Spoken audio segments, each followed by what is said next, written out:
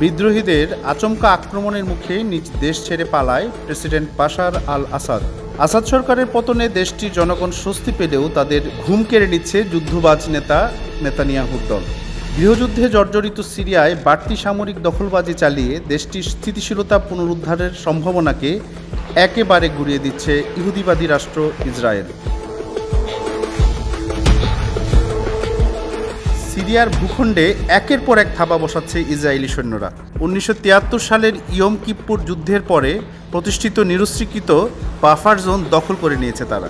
Buffer জোনটি সিরিয়ার Golan মালভূমি সংলগ্ন। 1967 সালে যুদ্ধের পর থেকে এলাকাটি ইসরায়েল অবৈধভাবে দখল করে রেখেছে। আর এই জায়গাতেই গত রবিবার ইসরায়েলের সৈন্যরা বিমান হামলা চালিয়েছে বলে জানা গেছে। সোমবার ও মঙ্গলবার ভোর পর্যন্ত তাদের এই বিমান হামলা অব্যাহত রয়েছে। এছাড়া দেশটির একাধিক বিমান ঘাঁটিতে হামলা চালাচ্ছে ইসরায়েলি বাহিনী। এদিকে ইসরায়েলের এই আগ্রাসনকে বিপজ্জনক আখ্যা দিয়ে এর তীব্র নিন্দা ও কড়া হুঁশিয়ারি দিয়েছে মধ্যপ্রাচ্যের 4 দেশ। সৌদি আরব, ইরান, ইরাক ও কাতার পৃথক বিবৃতিতে বলেছে, ইসরায়েল সিরিয়ার সার্বভৌমত্ব লঙ্ঘন করে আন্তর্জাতিক আইন উপেক্ষা করছে।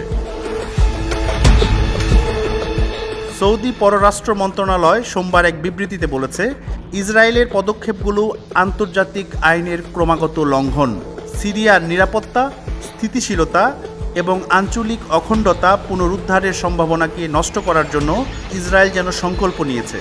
ইরাকের পররাষ্ট্র মন্ত্রণালয় সিরিয়ায় আগ্রাসন চালানোর নিন্দা করার জন্য জাতিসংঘের নিরাপত্তা পরিষদকে আহ্বান জানিয়েছে। ইরানের পররাষ্ট্র মন্ত্রণালয়ও এই ঘটনার তীব্র নিন্দা জানিয়ে এটিকে জাতিসংঘ সনদের সুস্পষ্ট লঙ্ঘন হিসেবে উল্লেখ করেছে। মুখপাত্র ইসমাইল বাঘাই সতর্ক করে বলেছেন, এই আগ্রাসন মধ্যপ্রাচ্যে নতুন করে উত্তেজনা সৃষ্টি করবে। যদিও ইসরায়েল গাইছে অন্য সুরে গান। দেশটি বলেছে তারা সিরিয়ার নতুন কর্তৃপক্ষের সঙ্গে সংঘাত চায় না, তবে সিরিয়ার সামরিক অস্ত্র যাতে শত্রুর হাতে চলে না যায় তা নিশ্চিত করতে গত 3 দিন ধরে সিরিয়া জুড়ে সামরিক অবস্থান লক্ষ্য করে বিমান হামলা চালাচ্ছে তারা।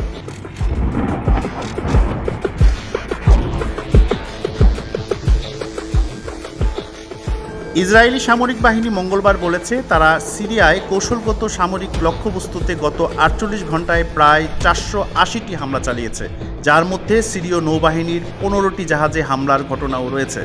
সিরিয়াকে ভেঙে ফেলার ষড়যন্ত্র করে যে নীল নকশা আঁকছেন নেতানিয়াহু, তা ভেঙে ফেলার ঘোষণা দিয়েছেন সিরিয়ার মিত্র তুর্কি প্রেসিডেন্ট রিসেপ তাইয়েপ এরদোয়ান।